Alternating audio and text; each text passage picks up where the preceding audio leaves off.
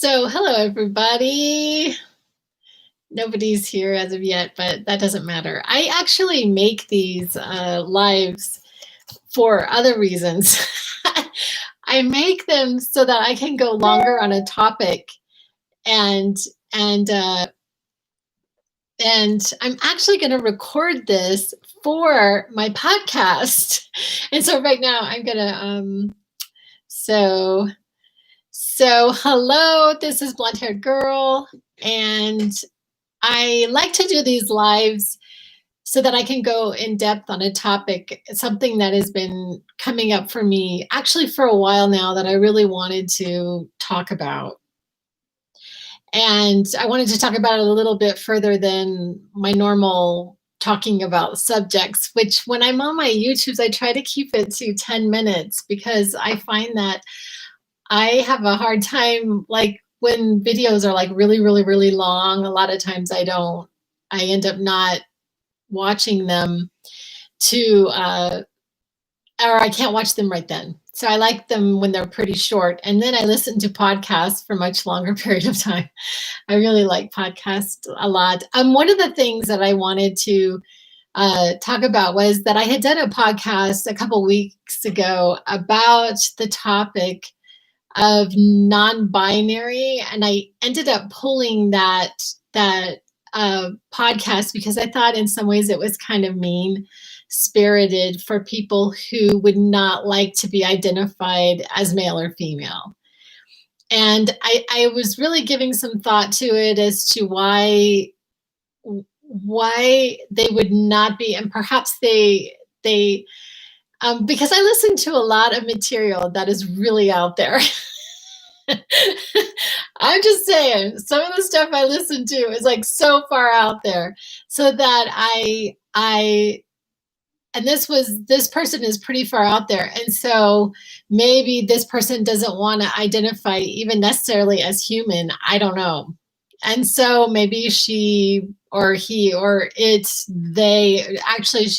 this person, sorry, prefers to be referred to as they or them.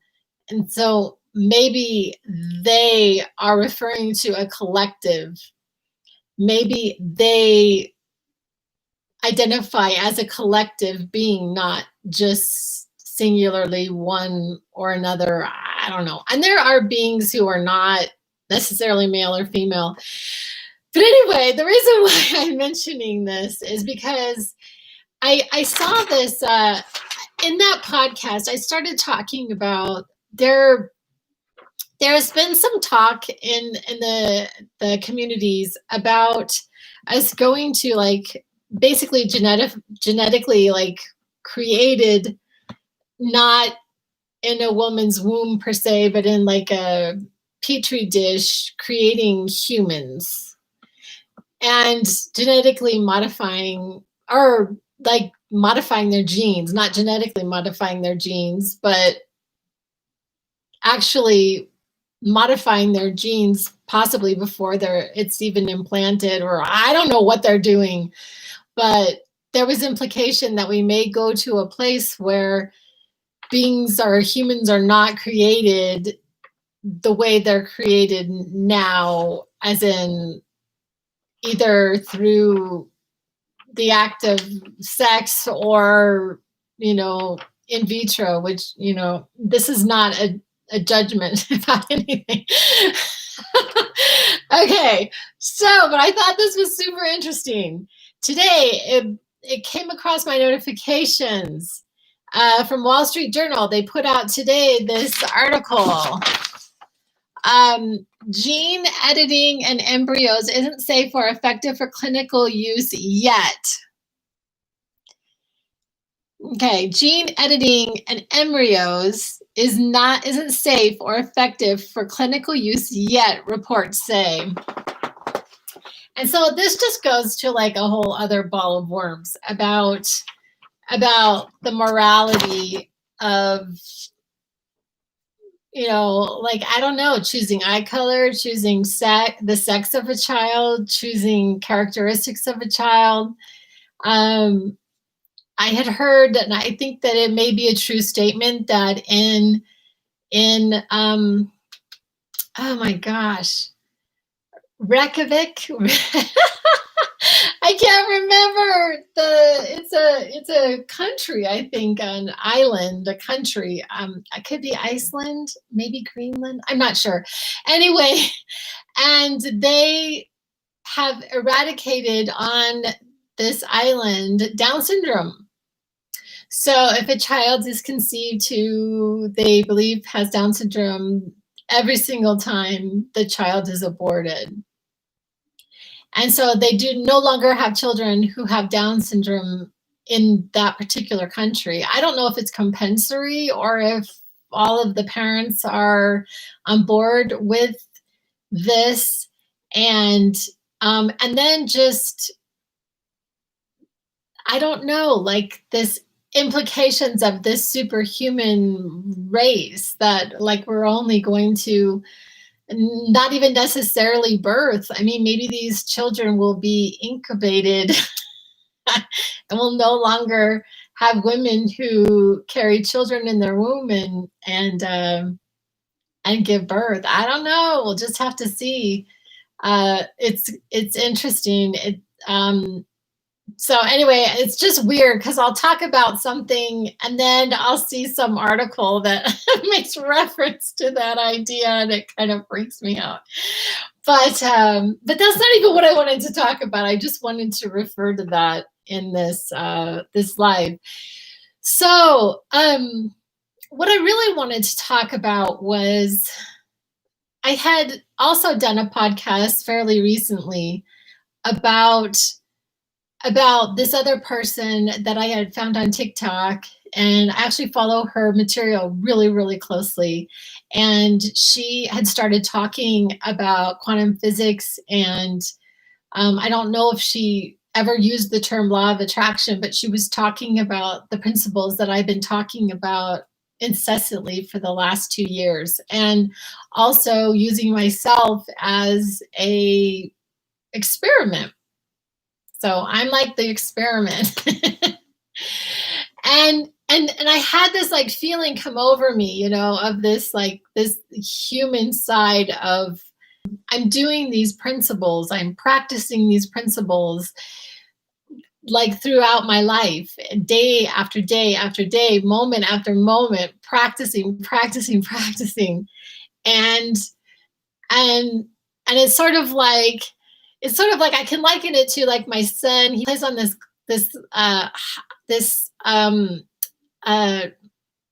club soccer. Sorry. So he also plays on his high school team. So he plays club soccer and then he also plays on his high school team. And then you have like, sometimes you have like a player who just starts soccer. And so, and then this feeling like, because some people, they really are gifted. I mean, some people are really gifted and they, you know, go out on the field and they're just like an amazing soccer player. And then you've been practicing for the last 8 years and then some comes out and whips you, you know. I was thinking about these, there was this TikTok couple that I really started to like, and they started a YouTube station and they had like maybe 3 or 4 YouTubes put up and they had like 400 followers already. Like they had not been doing it very long. They had just started TikToking, YouTubing, and they all already had this substantial following.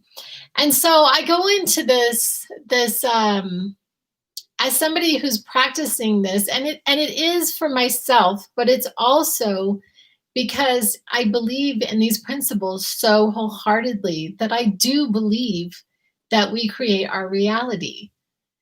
So we create our reality through our beliefs and our core beliefs within ourselves, and also like our brain is like transmitting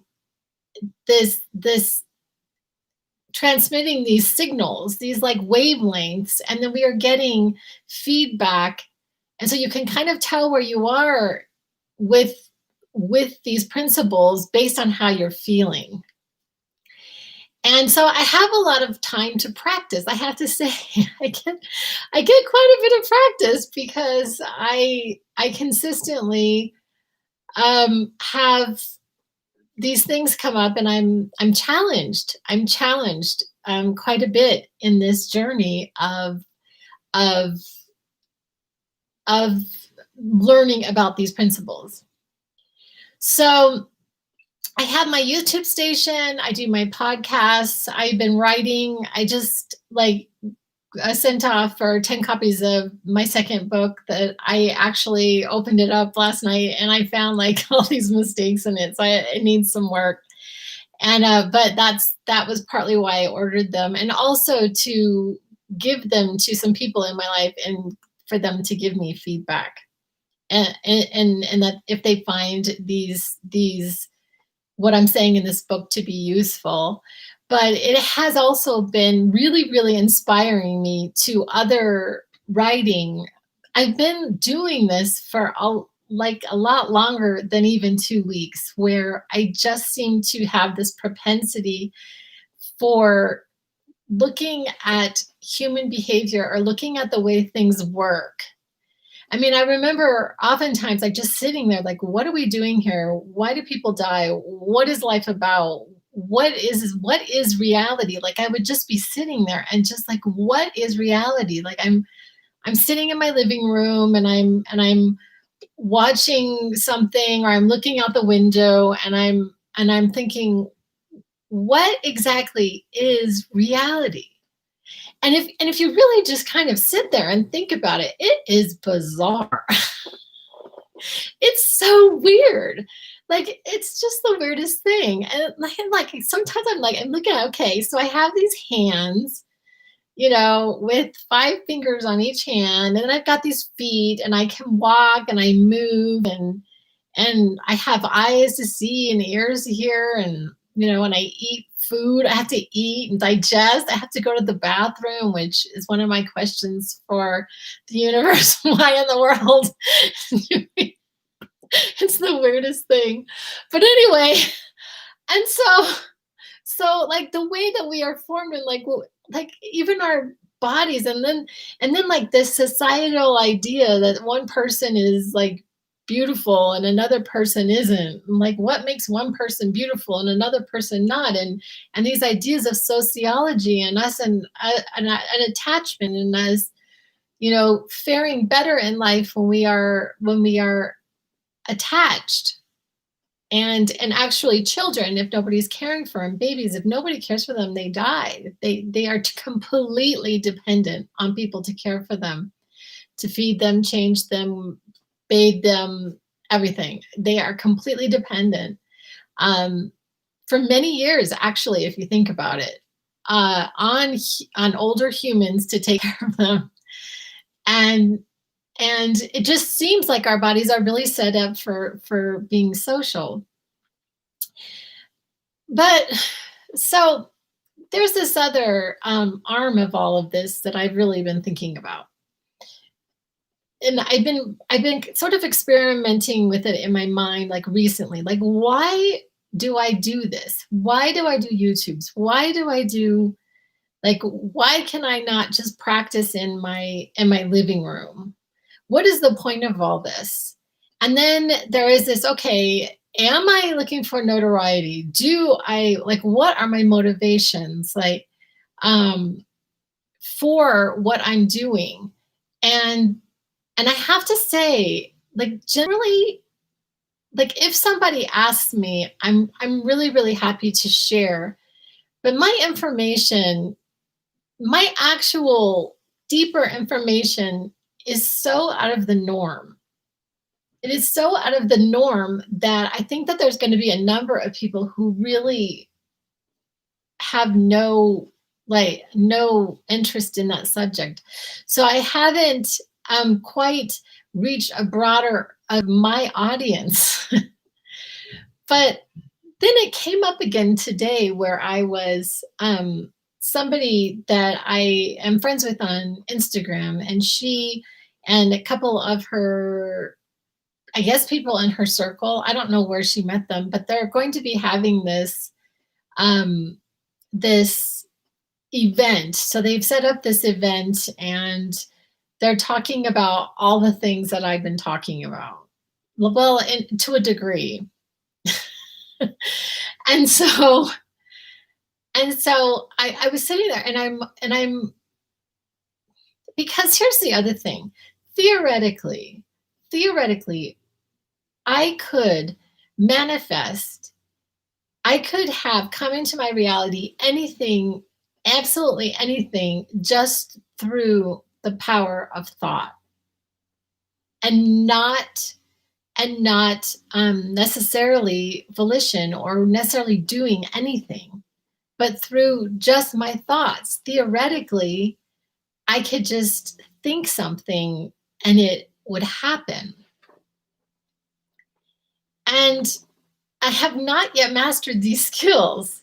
I have not yet. But I keep practicing. I keep practicing and practicing and practicing. But I think that part of the reason why I put out this material is because we are creating our reality, whether it's on purpose or it's not. And so a lot of us are creating our reality, but we don't know we're creating it. And we are taught by society and our churches and all kinds of organizations on planet Earth that we're just in this flow of life. This like flow of life, like we are kind of that life is happening to us, that there's this powerlessness in it, sort of like, and the reason I'm a little all over the place. We've been taught this. Okay, so here are like conventional thoughts. So conventional thoughts are you grow up and you go to college, and if you don't go to college, you get a really good job, you work, you get married, you have children, and then one of these days you get to retire, and that's life. The so-called, what some people refer to as the American dream, right? And there was that one point that I realized that there was something different in all of this. There is an added something that is not necessarily, because I had done all of that. I had gone to college. I had a fairly good career for myself. However, other people who had not gone to college and had not taken the same steps, their hour of production was worth, 5, 10, 15, 20, 50 times more than my hour. And so that's when I started to think, and so, well, they work hard, and that's just not true, because they're not working harder than I'm working. They're not. I know they're not, because I know what I'm doing and I know what they're doing, and they're not working harder than I'm working. And in fact, I will tell you that a lot of times they have more resources to have a whole hell of a lot more fun in this life. And so not only are they not necessarily working harder than I am, but they're like having a whole lot more fun, eating a lot more restaurants. I gotta tell you that much. So at some point I had realized, well, this can't be. And so I had realized that a ways back, but now I am attempting to create this life. And I know what it is. I've been writing about it. I know what my goal is. And so when I saw this person on my Instagram, and she was talking about having this event, because I had put it out to the universe not that long ago, or God, or whatever, that I really wanted to be part of this event. And I'd actually gotten with some people. I had gotten with some people that had, either talked about it or, and there really didn't seem to be a lot of interest. I don't know if it was like a lack of interest with me personally, or they just didn't have like the interest in doing it in general. And so it sort of fell. And this person that was on the Instagram today was not part of that. But one of the things that I've noticed about people generally who are very, very seem to be succeeding in this field that I am endeavored into, which I actually happened into in a way. I guess I created it to some degree, but I gotta tell you how it went down. I was completely blindsided by how this thing turned out for me personally. And so, and so, um, and so, okay, so what I've noticed about the people who seem to be succeeding as they present themselves as like a psychic, a tarot card reader, they seem to have some kind of service that they are providing for people. It seems like they have a full stop service that they seem to be presenting like they have some kind of maybe expertise in something. And like even the whole idea of a psychic is an interesting thing for me personally because the factors change so much. The factors change so much. I mean, even the cards, like, so you can do your tarot cards and you can put them out and they all place, and then a second later, the factors change. It's a snapshot in a moment, and I think it is really, really challenging. Now, there are some people who seem to be relatively gifted. Like there are some things that happen that I have a really hard time arguing with some of the stuff that I see. But generally speaking, when I have actually gone to see people who were psychic or did tarot cards, nearly always, they turned out not the way they said it was going to.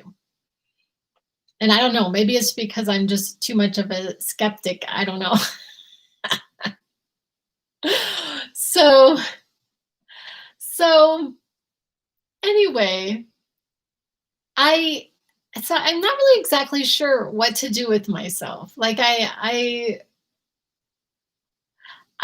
so I wrote this last book, and I write my books to give like a point of view. And I think what I'm going to just do is just keep writing and keep putting out material, keep putting and doing what I do, and to not be so worried necessarily about the outcome. It's like, what is it exactly that I'm looking for? And that would be, that I don't ever really have to think about money again, ever. Like I actually really like money. I'm surprised at how much I like money. I like what it does for me. I like to be able to, buy people things and buy things myself. And I like paying my bills. And I just, I like what it provides for me, electricity, and I get my cell phone and Wi-Fi, and, and I really don't mind paying my bills so much. It really doesn't bother me so much, but I can see that my shift has not gone far enough to where I'm not working necessarily for money per se. Like, I don't know how to describe it exactly, but money just comes from like doing things that I enjoy doing. And so far, my endeavors have not been very profitable. But I actually I think it's kind of cute. I actually like I have like these up on my wall. I keep like when I've been paid for my books, I make a great big copy and I put it up on my wall um and today it was very exciting. It was exciting for me. I went and got a PO box because I've been really I don't really want people to know where I live. So I got a PO box and I was really happy about that. It was really kind of fun, but I just wanted to share that. It has been weirdest couple of years, and it is a practice. It is a practice, and I would be just lying if I said that it was easy, because for me it has not been easy, and maybe it hasn't been easy because I've made it hard. I don't know, but it has been a really windy road with a lot of failures and learning to get comfortable with failures. Like I had done this YouTube not that long ago about me being like a one woman show. So I had renewed my website, which is blondehairedgirl.com, and I had renewed it, and I lost all of my material, and my whole website was gone. I don't really know how, but anyway, so then I was able to finally get and create a website. So I'm creating my website. So I created through Web Builder. Well, Website Builder does not take my Square. I finally got a Square so that I could take payments. And so I get this Square and I can't use it on Website Builder. So today I scrapped my entire website and started over. I still haven't figured out how to connect my Square to my my I'm using WordPress, but I was told that WordPress will allow me to have, they call it a plugin. And you should all see me like doing this. I'm just like, and I'm just like, and I'm just, sometimes I've actually been brought to tears when I've been working on stuff, because I can tell you, like today, I would create something and then I would do something and then the whole thing would be gone. And so learning these new programs has been incredibly challenging and doing it by myself. And then I try to talk myself into, well, I like this kind of thing. I enjoy this kind of thing. Uh, I do enjoy being able to do things and figure stuff out. I have to admit that. But like even writing my books, I've been trying to figure out like I'm not happy with the size. So this is my last book. Um, I'm not happy with like the actual dimensions of the book, and I love Don Miguel Ruiz's books. I like the sizes of them. I just like the way his books are, and I on all the websites that I've gone to actually create my books, they don't have this size. They only have this size. And so I was telling myself that I was going to look for some kind of independent something to be able to create my books, in a different format. So one of the things that I started doing was, I tried to send my book to publishers, and I got mixed feedback, but it was all basically, sure, we'll publish it if you like spend all this money. And also it had a contract with it that was really, really concerning to me. Like, I was really, really careful. So I'm looking at this contract and I'm like, I don't think I should sign this contract. Uh, but like they have a hand in anything that this book might go to, like literally. And so I was really, really reluctant to do that. And also this promise somehow, like they're going to promote it, and I don't know. I'm just very, very skeptical. So, and then I also had it on Amazon, which it has really literally sat on a shelf at Amazon. Amazon hasn't done anything. So I decided to try selling it on my own. But if I am going to do that, I wanted to look how I wanted to look. I really, and so I'm just going to keep writing. But it's been such a learning curve because all these things came up with it. I mean, all these issues came up. And then also like I would send out like an idea for somebody to actually do my covers, like an illustrator to do my covers. And they like just really didn't share my vision. And so that was kind of in some ways a bit of a disaster too, is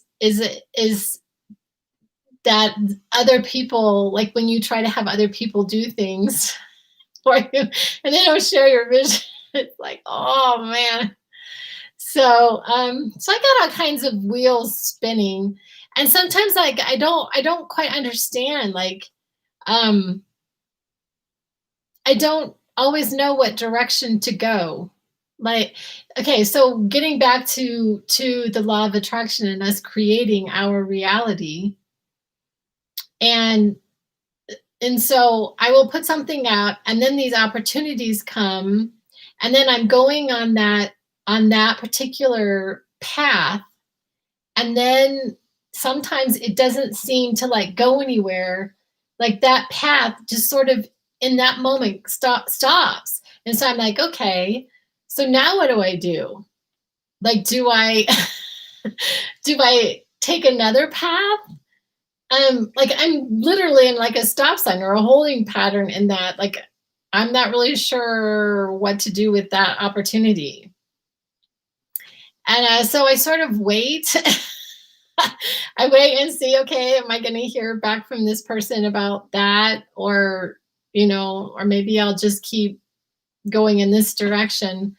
And so sometimes like the path is just not clear to me whatsoever, what I'm supposed to be doing.